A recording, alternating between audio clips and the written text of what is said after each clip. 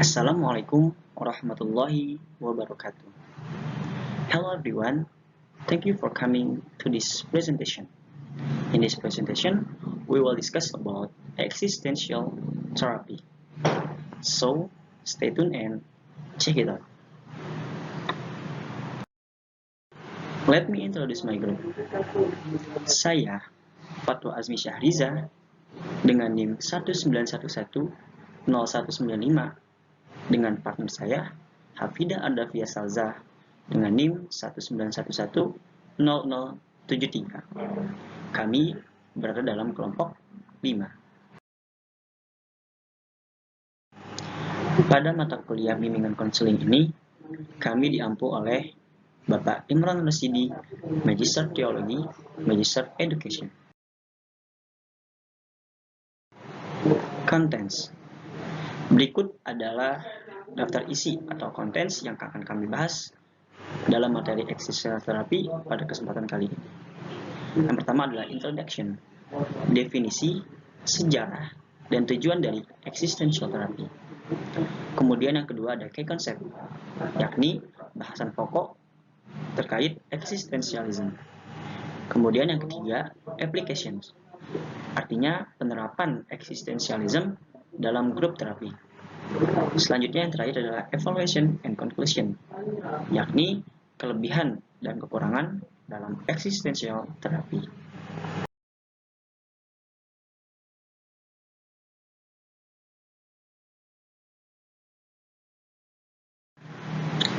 Introduction. Existential psychotherapy is a style of therapy that places emphasis on the human condition as well. Existential psychotherapy is a positive approach that approaches human capacities and aspirations while simultaneously acknowledging human limitation. Existential psychotherapy is a dynamic therapeutic approach which focuses on concerns that are rooted in existence. We are free and therefore responsible for our choices and action. Nah, di sini kita akan dikenalkan terkait dengan existential therapy. Dijelaskan bahwasanya existential therapy adalah suatu gaya terapi yang menekankan kondisi manusia sebagai sesuatu yang amat penting untuk dipelajari atau juga untuk dikenali. Di sini dijelaskan juga bahwasanya existential psikoterapi ini menggunakan pendekatan positif yang menghargai adanya kapasitas manusia serta juga menyadari bahwasanya manusia itu memiliki keterbatasan. Artinya terapi ini sangat menekankan atau sangat berpedoman pada manusia itu sendiri, di mana di sini juga disebut bahwasanya manusia itu bebas untuk melakukan sesuatu dan juga manusia itu bertanggung jawab terhadap pilihan dan terhadap aksi dari manusia itu sendiri. Maka dari itu, fokus dari existential therapy ini adalah diri manusia itu sendiri. Historical background. Existential therapy developed out of the philosophies of Friedrich Nietzsche and Søren Kierkegaard. As one of the first existential philosophers, Kierkegaard theorized that human discontents could only be overcome through internal wisdom. In the early 1900s, philosophers such as Martin Heidegger and Jean Paul began to explore the role of investigation and interpretation in the healing process. Over the next several decades, other contemporaries start to acknowledge the importance of experiencing in relation to understanding as a method to achieving psychological wellness and balance. Ini adalah histori atau latar belakang dari perjalanan existential therapy. Pada awalnya, existential therapy itu dikembangkan oleh dua orang ternama, yakni Friedrich Nietzsche dan Søren Kierkegaard. Mereka berdua adalah seorang filsuf yang mempunyai teori dasar dari existential therapy ini. Kemudian pada tahun 1900-an muncul juga seorang filsuf bernama Martin Heidegger dan juga Jean Paul yang memulai penelusuran mereka dan pencarian mereka terhadap aturan-aturan dari investigasi dan gambaran langsung terhadap proses penyembuhan. Jadi mulai existential therapy ini digunakan dalam medis atau dalam penyembuhan. Barulah pada beberapa abad selanjutnya muncul juga orang-orang ternama atau filsuf-filsuf lainnya yang mulai menyadari bahwa existential therapy ini penting untuk dibuat suatu rumus dan juga dikembangkan lagi lebih lanjut serta digunakan dalam penyembuhan atau juga dalam medis. Di sebelah kanan dari layar Anda terdapat foto dari Søren Kierkegaard. Existential psychotherapy givens. Existential psychotherapy is based upon the fundamental belief that all people experience intra-psychic conflict due to their interaction with certain conditions inherent in human existence, which are known as givens. The theories recognize at least 4 primary existential givens: freedom and associated responsibility, death, isolation, meaninglessness. Nah, dalam kajian existential psychotherapy dijelaskan bahwasanya existential psychotherapy itu berdasar atau mempunyai dasar dari kepercayaan bahwasanya manusia itu memiliki konflik intrapsikis dalam hidupnya. Masing-masing manusia itu memiliki empat kategori yang dinamakan sebagai givens atau pemberian. Nah, di sini dijelaskan bahwasanya 4 dari existential givens itu atau 4 hal utama dari konflik intrapsikis manusia itu. Yang pertama adalah freedom and associated responsibility, artinya kebebasan dan tanggung jawab yang terkait pada kebebasan tersebut. Yang kedua ada death atau kematian. Tentunya kematian juga menjadi satu konflik intrapsikis dalam kehidupan manusia. Kemudian juga isolation atau keterbatasan. Kemudian yang terakhir ada meaninglessness, artinya ketidakberartian. Nah, 4 kategori dari primary existential givens ini tentunya dimiliki oleh masing-masing manusia dan mempunyai tingkat yang berbeda-beda.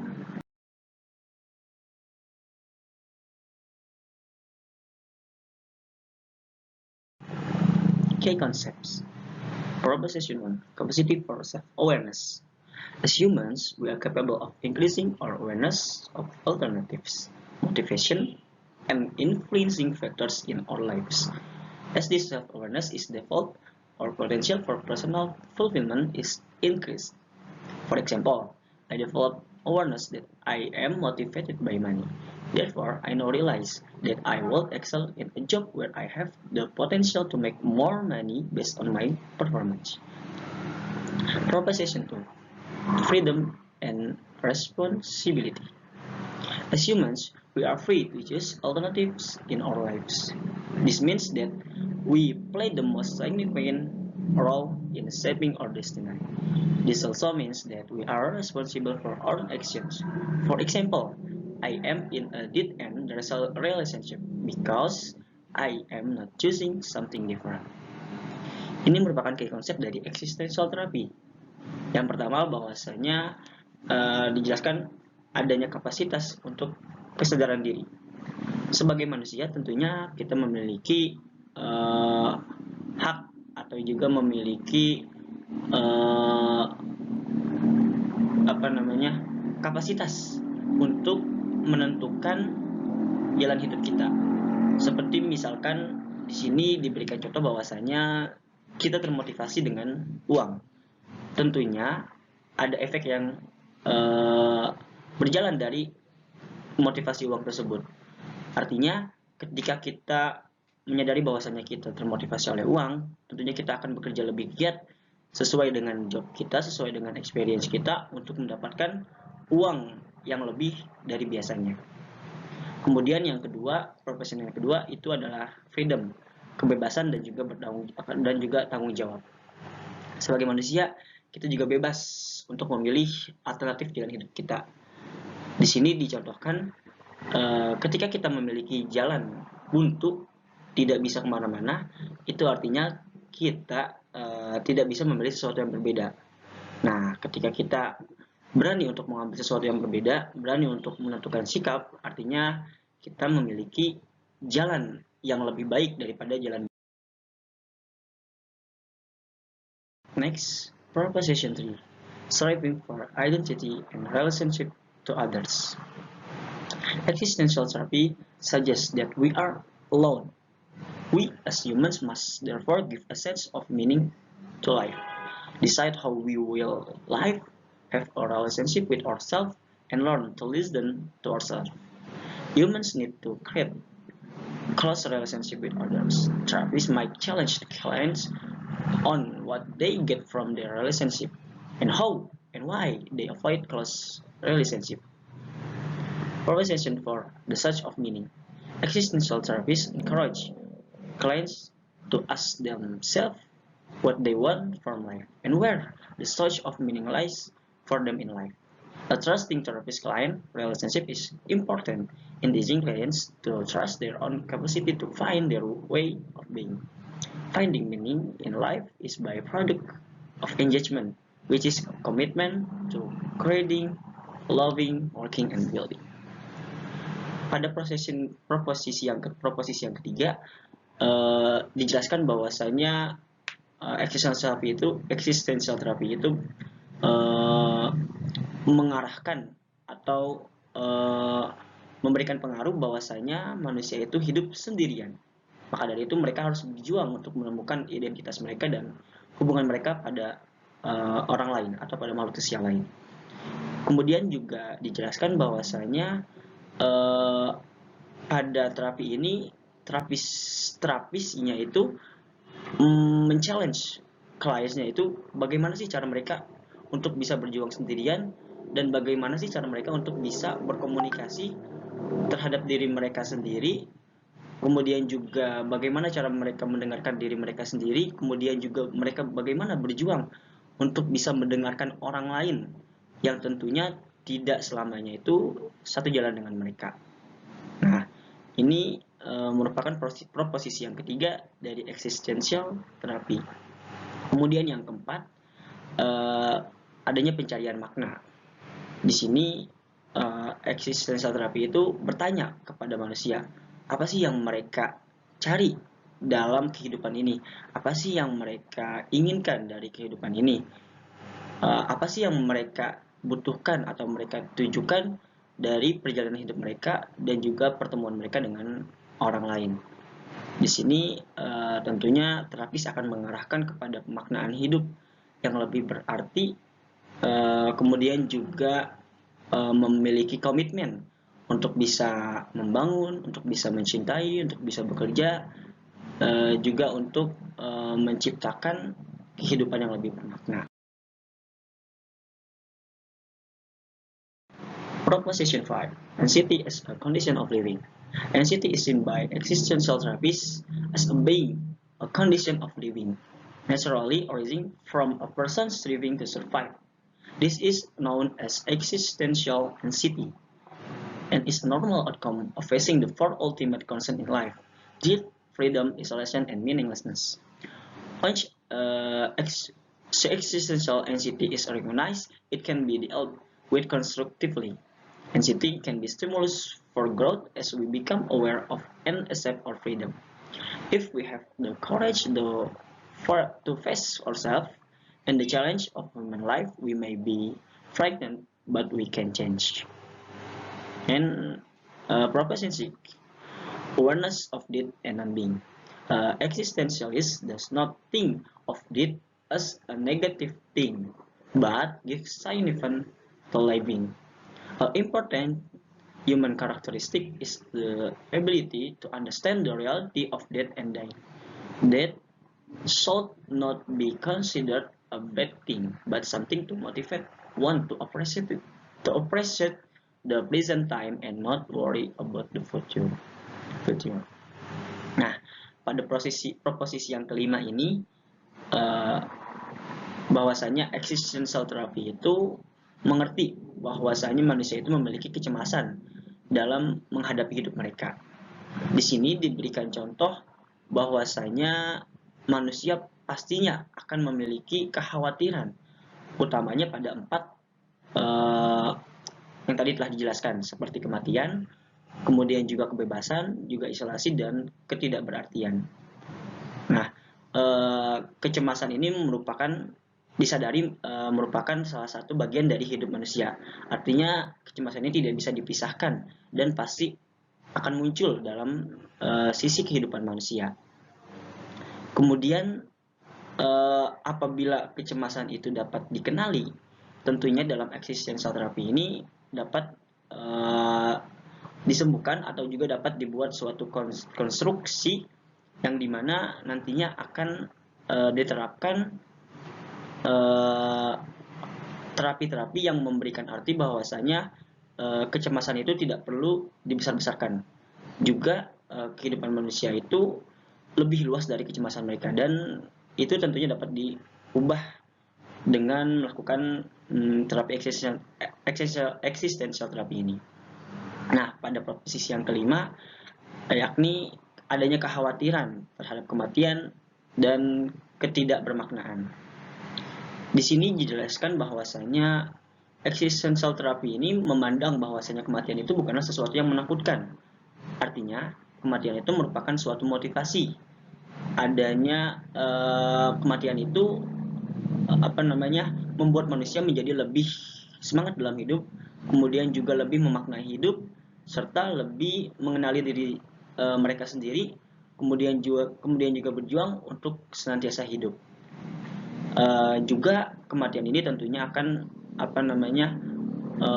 menciptakan kehidupan manusia yang tidak terlalu mengkhawatirkan terkait masa depan mereka, yakni mereka ya misalkan mereka hidup saat ini, ya apa yang mereka jalankan pada saat ini mereka jalankan, tidak perlu mereka terlalu berpikir jauh, kemudian juga tidak perlu terlalu mengkhawatirkan terhadap masa depan mereka, karena tentunya mereka akan menghadapi.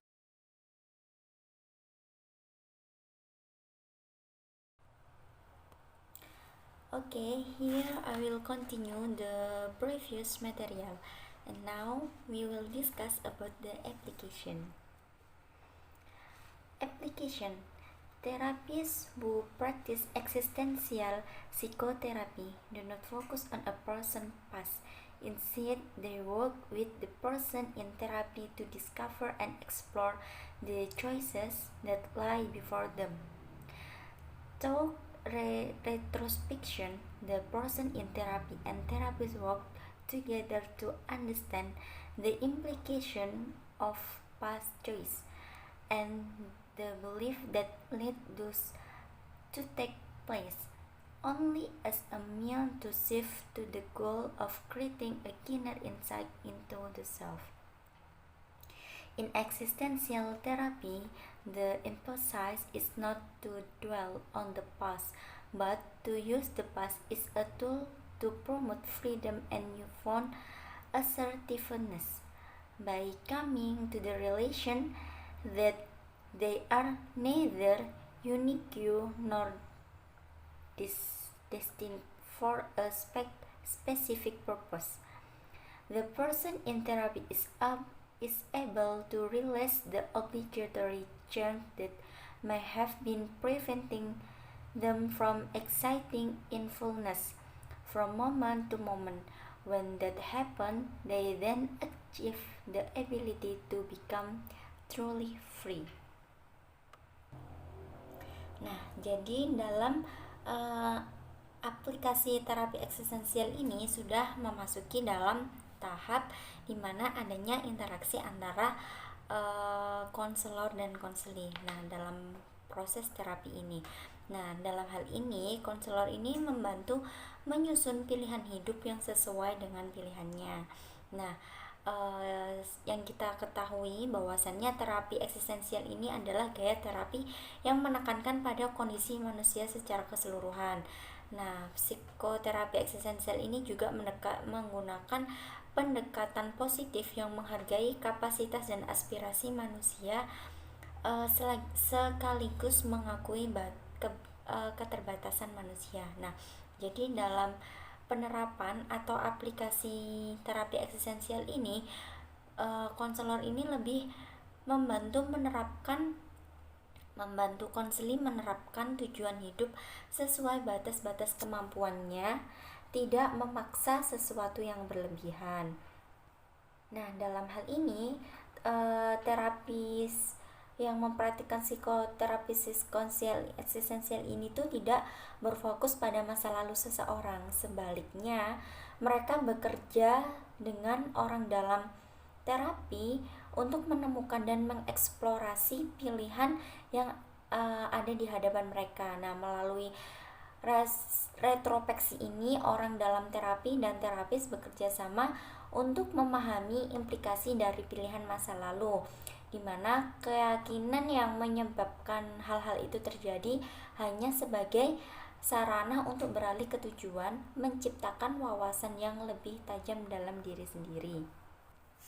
Nah, dalam hal ini, dalam terapi eksistensial ini, penekanannya bukan masa lalu, akan tetapi menggunakan masa lalu itu sebagai alat untuk mempromosikan kebebasan dan ketegasan yang baru ditemukan. Bisa dikatakan bahwasannya masa lalu ini sebagai batu lompatan untuk kita bisa menghadapi pilihan-pilihan yang lebih baik, juga tujuan hidup yang lebih baik lagi. Nah, dalam pengaplikasiannya yaitu konselor ini membantu meyakinkan kepada konseli bahwasannya dalam mengambil peran dan tanggung jawab atas kehidupannya. Jadi konselor di sini itu benar-benar memahami perspektif dan subjektif dunia konseli dan melatih konseli memberi pengarahan agar konseli ini paham akan dunia dan mengambil tindakan baru yang lebih baik. Jadi tindakan itu menciptakan wawasan yang lebih baik dalam diri, juga memberikan pilihan-pilihan kehidupan yang lebih baik lagi bagi mereka. Jadi bukan fokus lagi pada masa lalu, tetapi sudah berfokus pada apa yang akan dihadapi setelah ini. Next, historically existential therapy was developed in work with psychotic patients. Yet there is also evidence that existentialist approaches might have much broader application. Yalom 1980, for example, has described in detail his work with a wide variety of patients who were not psychotic but who suffered from severe feeling of isolation, loss of meaning, impairment of the will, or confrontation with death. The contraindications to this method have also been based largely on clinical impression, not rigorous study.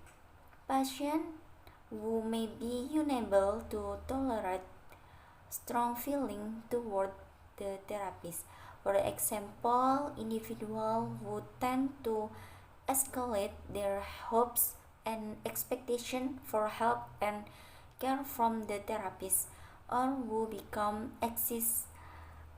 excessively angry when such expectations are disappointed, might find existential approaches counter-therapy.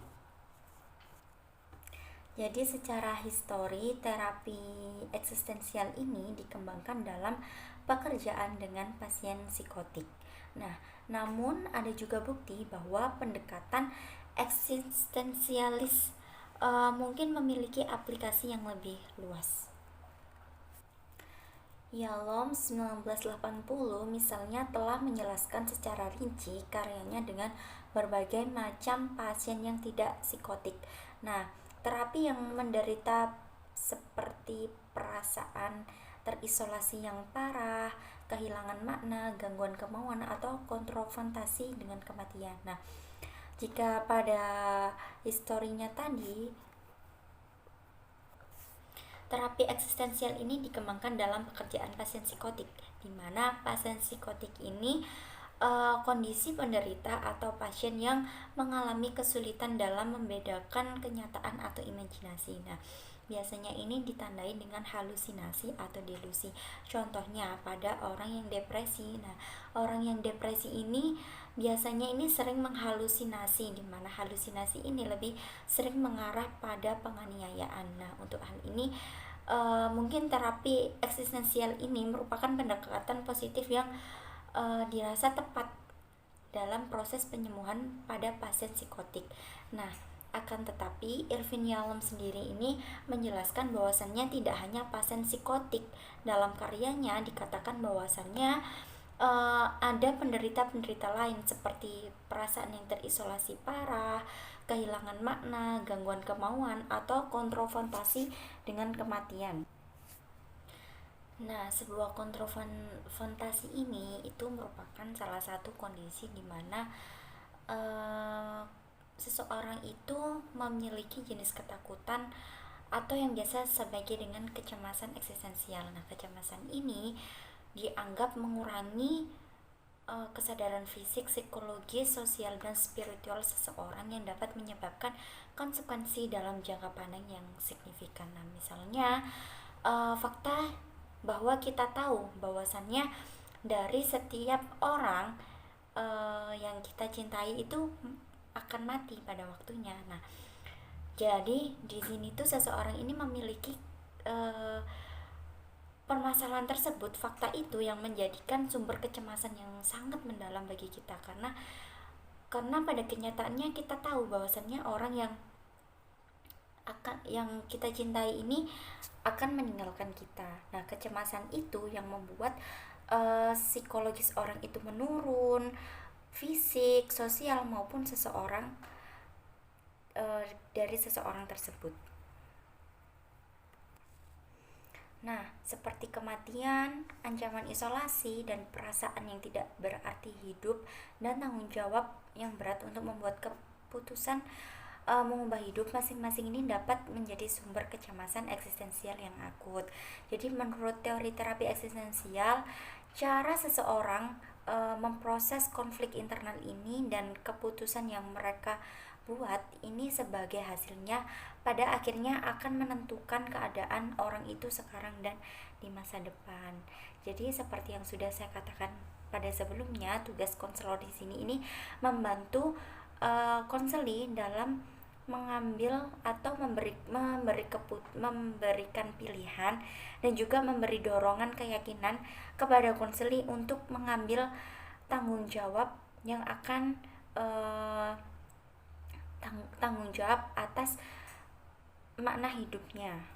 Nah, jadi terapi eksistensial ini dalam dunia pendidikan juga diterapkan dalam filosofi ini, bahwasannya peran seorang guru ini untuk memulai tindakan pendidikan dan mempengaruhi kehidupan peserta didik sepanjang hidupnya. Jadi di sini dalam terapi ini guru ini bisa memberikan motivasi atau dukungan yang bisa dimana dukungan itu mempengaruhi kehidupan peserta didik sepanjang hidupnya, tentunya dengan dukungan dan pendekatan-pendekatan yang positif.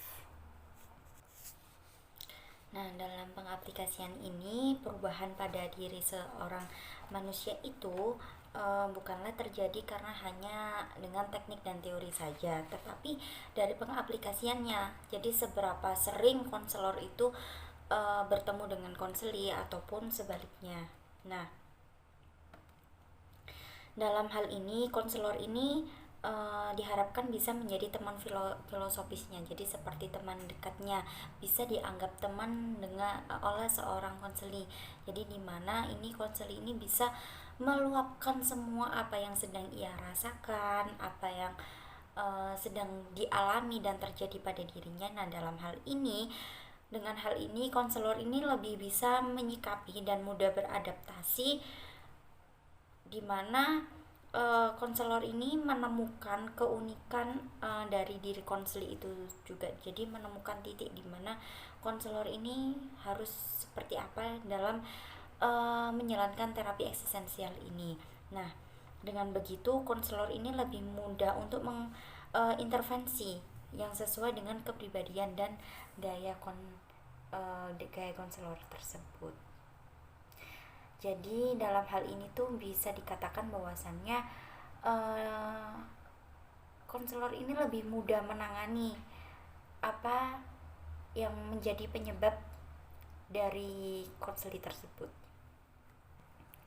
Kemudian masuk pada tahap keempat, yaitu evaluation and conclusion. Nah, evaluation and conclusion, because existential therapy target are underlying factor of perceived behavioral and mental health concern. An existential approach may not directly address the primary issues a person in treatment is experiencing. Because of this, existential therapy, which is quite adaptable, is often used along with other approaches to treatment. Combining approaches can help maximize the effectiveness of both and promote greater recovery. Additionally, the in-depth penetrative approach used in existential psychotherapy may not appeal to people who don't wish to explore the intrapsychic process or who are solely interested in finding a quick fix for their mental health challenge. In addition to their mental health training, existential therapists often have a background in philosophy.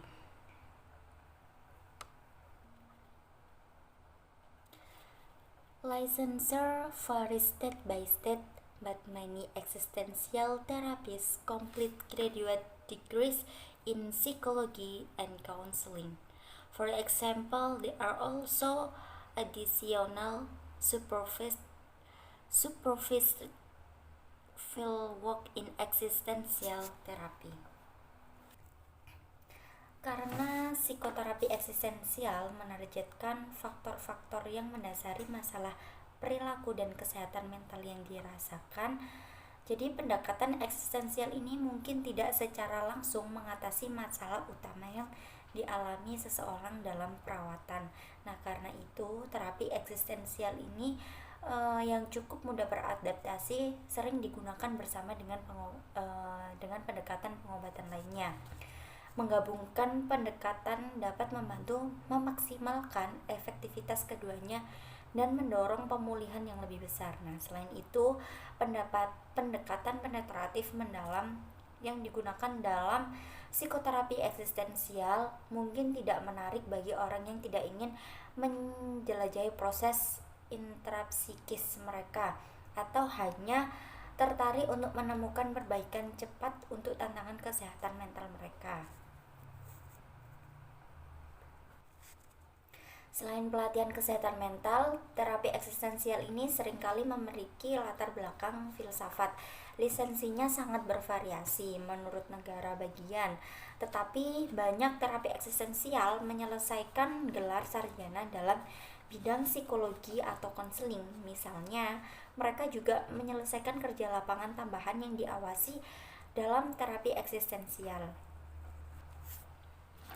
Seperti yang saya katakan tadi, bahwasannya pendekatan eksistensial ini bisa dilakukan konselor dengan konseli, di mana konselor ini menjadi sosok filosofis bagi konseli, menjadi seperti sosok teman yang dianggap mampu oleh konseli dan dipercaya oleh konseli untuk bisa membantu menyelesaikan tanggung jawab untuk hidupnya, seperti itu.